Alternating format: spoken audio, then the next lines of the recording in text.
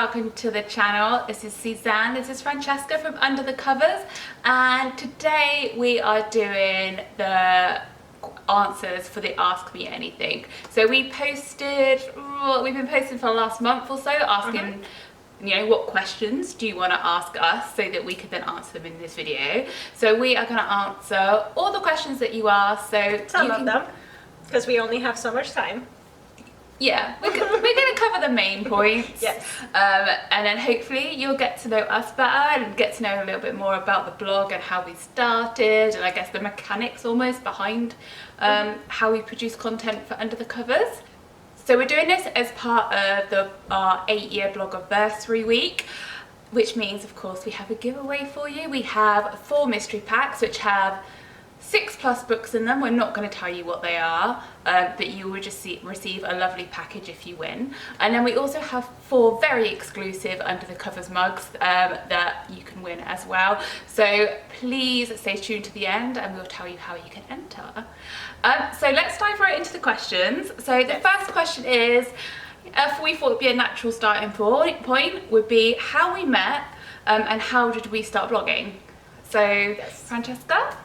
So we met, all 4 of us, we met on Goodreads, and what brought us together on Goodreads was our love for the Black Dagger Brotherhood. Yeah. So we met actually talking about Black Dagger Brotherhood books in a group for the BDB, and as we started chatting on that group and different threads on there, when Goodreads used to be a lot more sociable, we decided to create our own private group, and we would talk about all kinds of things. Yeah.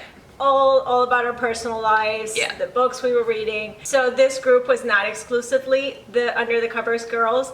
There were other ladies that we are still very good friends with, and we all just chatted there all the time. And I feel like when we started the blog, which was in 2011, there were a lot of people that were starting blogs. I feel pretty much everybody we knew was starting one. So Annie and myself decided that it would probably be fun and a good way to talk about books, because we wanted to do more than we were doing already on Goodreads, and it was just natural to ask Suzanne to be part of that. Yeah. And actually she came up with the name Under the Covers. It was all mine. Yes. No, not really. No, yeah. Yeah. And then Angela came on board, I would say about 8 months after, but she was still part of that original Goodreads group. So that's how we met. Yeah. And how we started blogging. Yeah, we were book friends, and then we were friends, and now I feel like we're friends and co-workers. Yes. Yeah. Yes. So that's how that evolved. So thank you for that question. Apologies, we can't actually remember who asked them. Which questions, otherwise we would obviously let you know. So sorry, we're not prepared for how to take these notes. Yeah. So whoever asked us that question, thank you very much for taking the time. So the next question is, how much time does it take to blog? More time than you... It's a full-time job. Yeah. Yeah, it feels like, well, it is a full-time job. So I work full-time, like, on something boring, and then I blog as well, and that pretty much takes up 100% of my time. It's something you have to do daily. It's something you have to plan. So, so for example, doing a video, we need to make sure that you do it in the day when it's sunny, so that you get good light, which for me excludes the week because I'm at work. So yeah, it's a lot of planning, and it is daily. You need to be doing something, because bare minimum you need to make sure that you're sharing the posts that you've done, and that you've actually posted something on the blog. Like, bare minimum, that is what we need to make sure we do every day. But yeah, I definitely think personally I'd probably put in minimum of 4 hours a day. Yeah, minimum. same. Like, that's probably bare minimum. I'm same. So I get home from work and then I log back on, and then I stay on there until I go to bed. And occasionally I read something. Yeah. Finding the time to read actually has become a lot harder after we started the blog. Yeah. So for me, TV watching has gone by the wayside. I don't really watch any television. So if I'm watching something, it'll generally be on my phone as I'm doing blog work. So therefore I will quickly stop watching whatever it is. So if you're thinking of starting a blog, you really need to think about the time commitment. time. I mean, there are 4 of us, and it's still a full-time thing. So there's so many moving parts to actually running a blog, and I feel like doing it properly, especially for us, we are on all social media platforms. We're here on YouTube, we're on Instagram, we're on Facebook, we're on Twitter, we're on Pinterest. There's just sharing going on everywhere. And then there's the blog. And then there's actually the reading that has to happen. We're now on Amino. Yeah, we're now on Amino. Yeah, so if you use that, please check us out. It's crazy. So like I said, if you are thinking of doing a blog, then make sure you understand like the time commitment that will be involved in doing it, and because it may or may not be worth it for you. Yeah. So the third question is, how do you come up with fresh material for your blog? Good question. I mean, for me, I do it based on the things that I'm liking. So if I'm really liking something, I want to tell you about it. So I would do it based on that. But sometimes it's just seasonal. So it's summer and I want to think about summery reads, or something that's easy to read when you're on holiday. So I guess seasons, and then sometimes just seeing what other people are doing and then being, oh, that's a good idea, and then bank it. I think it's really important that you're writing down all those ideas. So as you're coming up with those ideas, have somewhere that you're putting them down for future use, whether that's a notebook, if you are a paper and pen kind of person, or for us, we actually use Airtable. So all those ideas just get dumped in there and on a spreadsheet, and we just pull from that whenever we need content. Asana is also one I like to use a lot to organize myself, and because when I'm out and about and I think of something, which sometimes I do, sometimes I'll be just walking past something and be like, oh, that's a good idea. Or I've just watched a film, because although I don't watch TV, I like to go to the cinema just to get away from the computer. And sometimes a film will inspire an idea in me, but I feel like a lot of our ideas come from ourselves and from what we've been currently enjoying, and like our pathological need to share it with everyone, which is why we're still blogging. Very organic.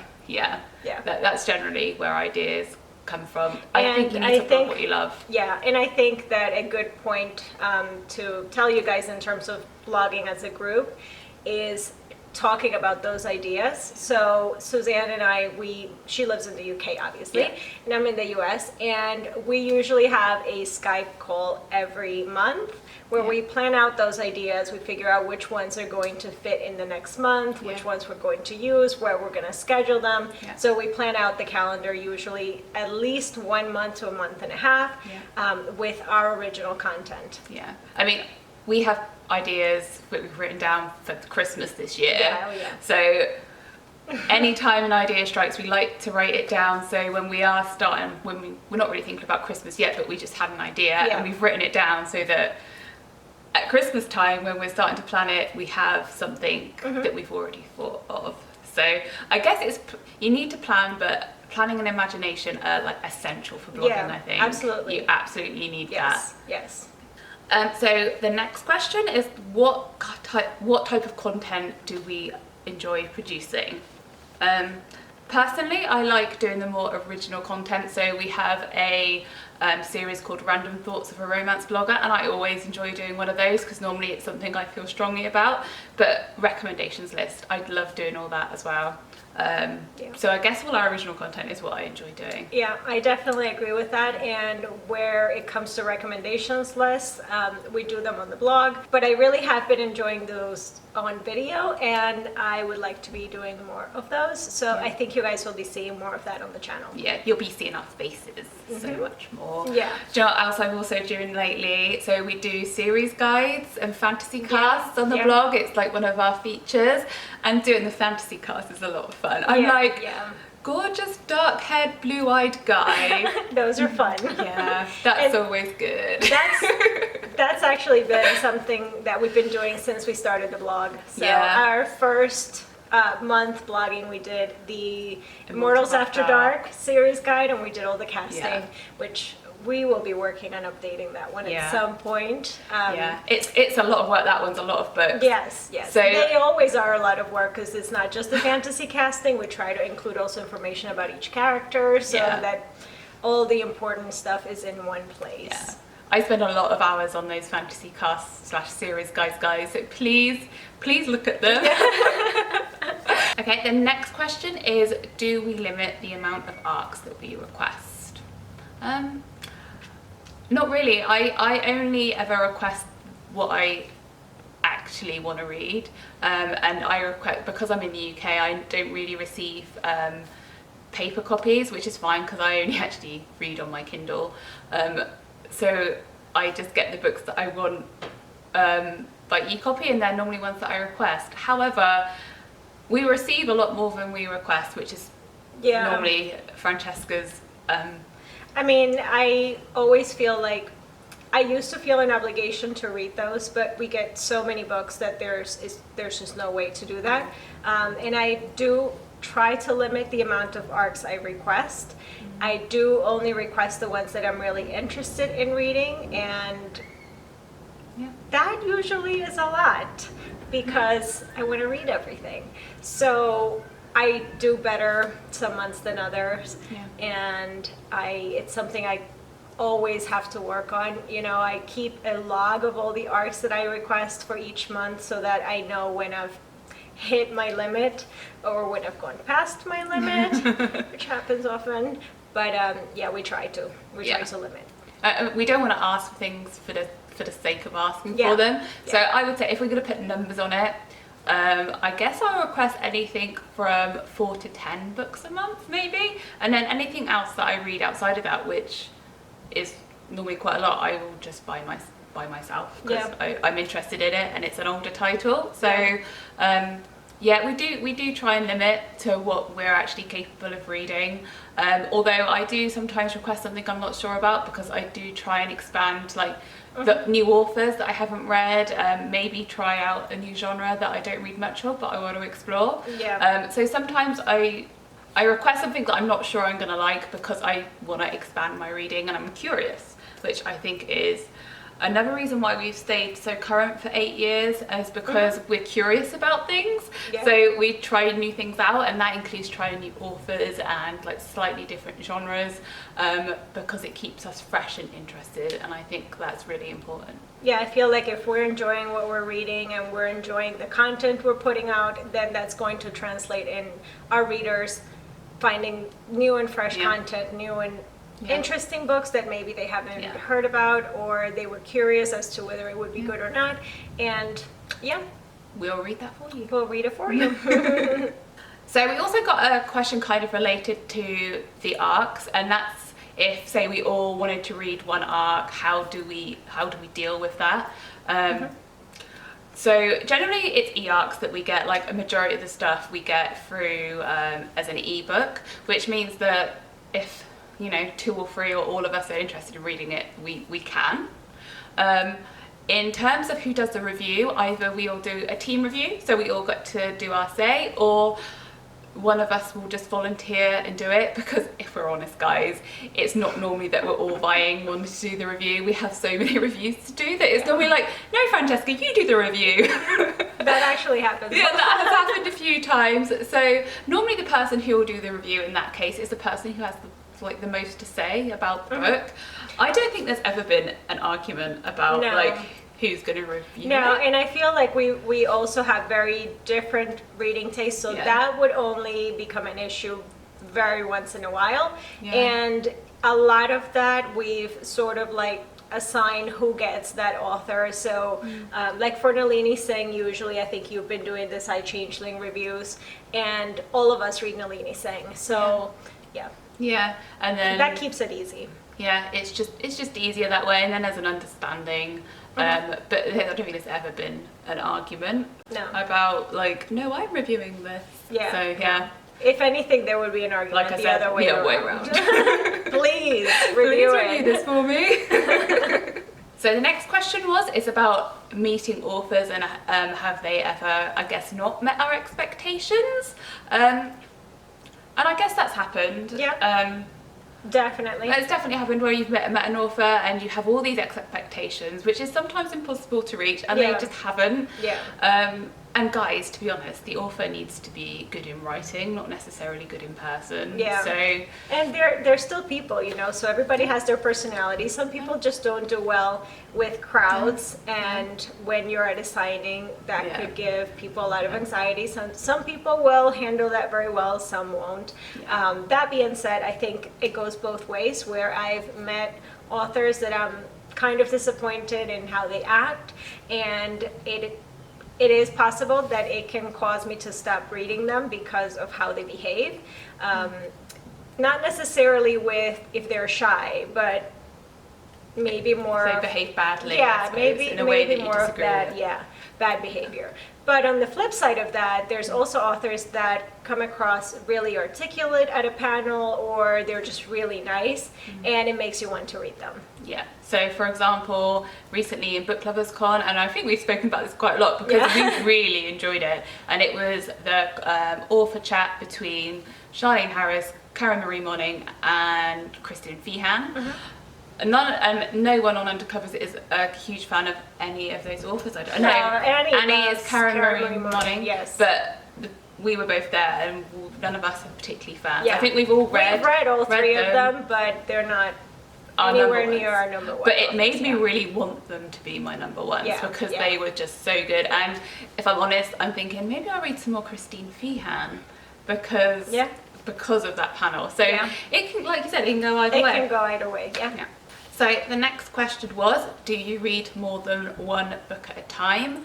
Me personally, no. I might say that I'm reading 2 books, but normally I will read one and then straight away just read the other. I find it hard to switch worlds like that. So I have to read one book at a time. I won't read a little bit of one and then a little bit of another. I'll read all of one and then just go on to the next one. So I actually read multiple books at the time, and that has to do only with format. So I usually have an ebook going and an audiobook going, and I try to have different genres completely. So if one of them has anything paranormal in it, then the other one should be either historical or contemporary, and that's what helps me keep the 2 stories completely separate. But for me, it's more of, sometimes I can listen to an audiobook because I can be doing it while I'm maybe doing certain parts of my actual day job, or when I'm cleaning the house or putting laundry away. There's certain tasks that I can listen to an audiobook. And then at night, I really don't like to put my headphones on and listen to an audiobook. Wait a second, guys. You should hear how she hears her audiobooks, right? It's Alvin and the Chipmunk. I can't do it any slower. It's insane. I'm like, how can you even hear what they're saying? If I do it at like the regular speed, it's so boring. I'm like, listen, I'm like, what are you listening to? Anyway, that's how I like it. Carry on, I interrupted you mid-sentence. But so I do at least 2, but that's how I do it. Yeah, no, I'm a one at a time kind of girl. Okay, next question is, how has your reading taste changed over the last 8 years? I think it's evolved, so maybe I read different things. I mean, I'm still reading some of the same authors, but it's things like I'm now reading mystery and thrillers, where before I had never really read mystery and thrillers.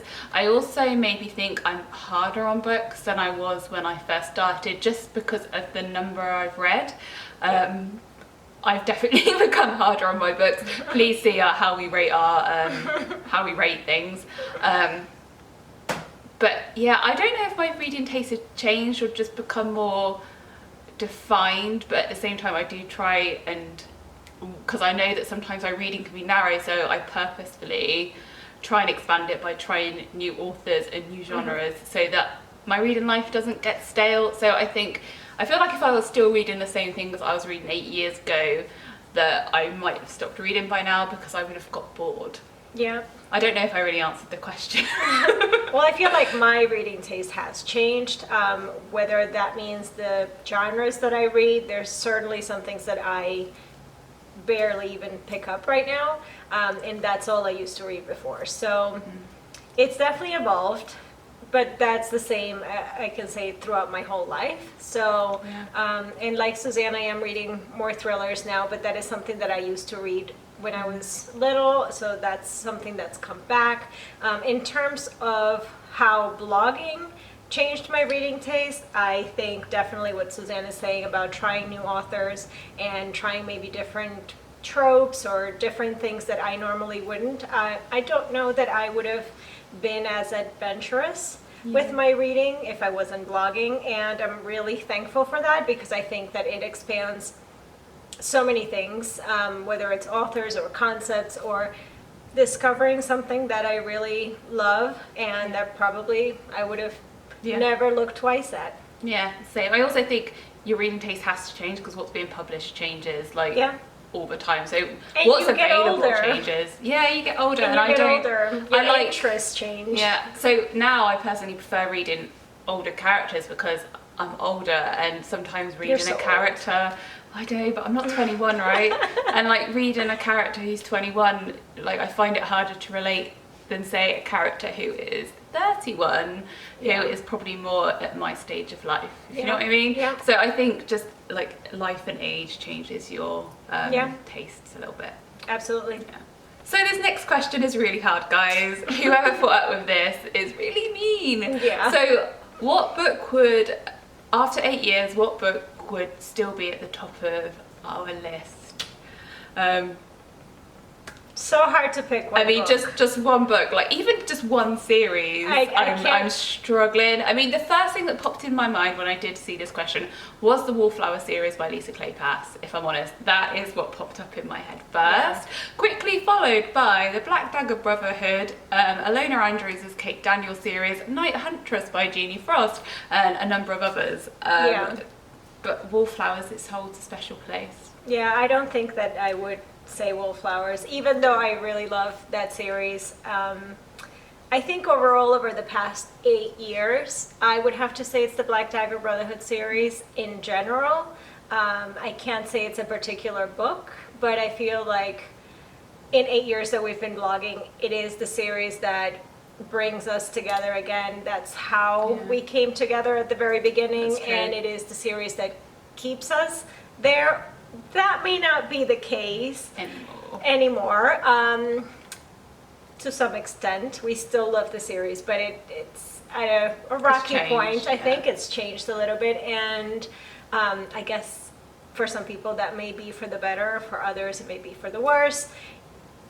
But I think it is over the past 8 years. The Black Dagger Brotherhood. You're right, that has brought us together, and we, like, every year I felt for a very long time we did a Black Dagger Brotherhood event. Okay, so I think I can point to one book in the Black Dagger Brotherhood which I think is like top of the list if I was talking about that series, and that's Lover Eternal, which is book 2 in the series, which is Rage of Mary. And I know everyone loves Zadist's book, but I really liked Rage of Mary because I think Mary's the strongest female character in that series for one, and there's just one scene when she's running out towards Rage which makes me cry every time I read it, and I've read that book coming on 6 or 7 times now. So for me, like, that's the top of the list of that series. So our final question, guys, which is a little bit easier to answer than that last one, which was horrible. That was hard. And that is our most anticipated read for the rest of this year. So we tried to narrow it down to 1, but we've narrowed it down to 3 each instead. Yeah. So I'm going to talk about one that I'm anticipating but I'm nervous about, and Francesca's got one like that as well. So for me, Archangel's War by Nalini Singh, which is the latest in the Guild Hunter series. I am so excited about it, but the previous book to this series disappointed me. I felt like it was a filler book and it was setting up the scene for this book. So now I've had a whole book which I enjoyed because it's Nalini Singh, and it's hard not to enjoy a book that she does, but it wasn't great, and it's because it was preparing for Archangel's War. So I'm feeling like Archangel's War has to be a 5-star read to make up for the previous book, which was just filler to get to this book. Makes sense. Yeah? Yeah. So I'm really looking forward to it, but also really nervous because I'm like, what if it isn't a 5-star book? Yeah, so I have one that I'm also a little bit nervous about, and I'm basically talking about the same author that we just talked about. We have definite favorites. Yeah, it's Blood Truth by J.R. Ward. This is part of the Legacy series, BDB Legacy, and As I said before, I feel like this series, at least for me, it's on a little bit of shaky ground, and I'm nervous how I'm going to feel about Blood Truth. I don't think that there's been enough development for Boone's character. We barely even know anything about him. So I'm nervous how that's going to go. I think that that's also going to be the end of the Legacy series, if I'm not mistaken. But yeah, I'm just a little concerned in which direction Geo Ward is going with the world. So that's the one I'm nervous about. But I'm still highly anticipating it. I mean, just for reference, we've done a Black Dagger Brotherhood and Black Dagger Legacy series guide. And when I was looking through it, I couldn't even find a physical description. It was, I mean, I found one eventually, but even a physical description was hard to find for him. Boone, And then, finding Anything more else. than that, and so like there is, because normally with her books you've had so much development, you're like, just get on with it. Yeah, you're prepared for that couple, and I feel like basically I have no idea what's coming. Yeah, which is, I guess, it's kind of exciting, but it's good. It's really outside her usual style. Exactly. Yeah. So the next book I'm gonna talk about is one that this is a new author to me. So I'm excited about it because it sounds really cool, but I've never read this author before, and it's also not necessarily in a genre that I read a lot of, but I am really excited to start reading it. And that is The Bromance Book Club by Lyssa K. Adams. I think I've got that right. But it looks so good. So I think it's told from a male point of view, and it's guys who are in a romance book club. But it's like Fight Club. You don't tell anyone about the Romance Book Club, right? Of course not. And I love the idea of a contemporary romance that is from a male point of view, which you do see sometimes, but it's not something that you see a lot of. And also a guy in a romance book club, which is, you know, a really cute idea. And I really like the cover, which is an illustrated back of a guy in jeans, and in his back pocket is like a historical romance book, and apparently some of that historical romance book is in the text of this book, I heard. I think so. It's almost like it's two books in one, and basically I'm really excited about reading it. It sounds really good. It sounds really good. So my next one, it's not one, I don't really have any debut or new authors to me that I have for my list, but A Madness of Sunshine by Nalini Singh, which comes out in December. It's one of my favorite authors, but she's writing something completely different. So this will be a thriller, and I think it's set in New Zealand. Obviously, I need to read it because it's Nalini Singh. I think she will probably do the genre justice, and I feel like it's two things that I already know I love, her writing and thrillers. So I'm really looking forward to checking that one out. Plus, I love when books are set places that I want to go visit. So New Zealand is definitely in my list. Yeah, that one sounds good. I'm excited for that one too. And then finally, it's a book I kind of like, I know I'm gonna like because it's one of my favorite ever authors. And that is Sapphire Flames by Ilona Andrews, and it's book number 4 in her Hidden Legacy series, which is an urban fantasy with a very strong kind of romance element. So this series is almost in two halves, a bit like Karen Marie Moning's Fever series. So the first 3 books are about Nevada Baylor, and she's the cousin. She's either the cousin or the sister, I can't remember which it is, of the heroine who's in the second half of the series. I think the sister. Is it the sister? I think the sister. Because they all kind of live together as a family unit, but it's like an extended family unit. So some of them are cousins and some of them are siblings, and I can never remember which way around it is. But so this character is in the first 3 books, so you kind of know her a little bit already, and she's got a really interesting magical power, which she's a siren, so basically she can get everyone under her thrall if she wants to, but actually she's kind of shy. So I'm really looking forward to that. Everything Ilona Andrews does is amazing. And I haven't given it 5 stars already, I promise, but I have that expectation.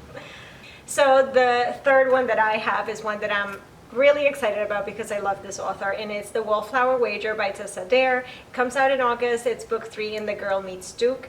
It's historical romance. Tessa Dare writes really fun and flirty historical romances. I love every single one of them. I'm always super excited to start immediately, and this one sounds like it's going to be really fun. It's sort of enemies to lovers and neighbors to lovers. Yeah. So, and I feel like there's going to be a lot of cute animals. Yeah. So, Yeah. I'm all over that one. So guys, thank you very much for sending us those questions. That was really great. I hope our answers have kind of answered those fully. If not, please, let us know in the comments and we will reply and let you know. As I said at the beginning of the video, there is a giveaway, 4 mystery boxes and 4 mugs.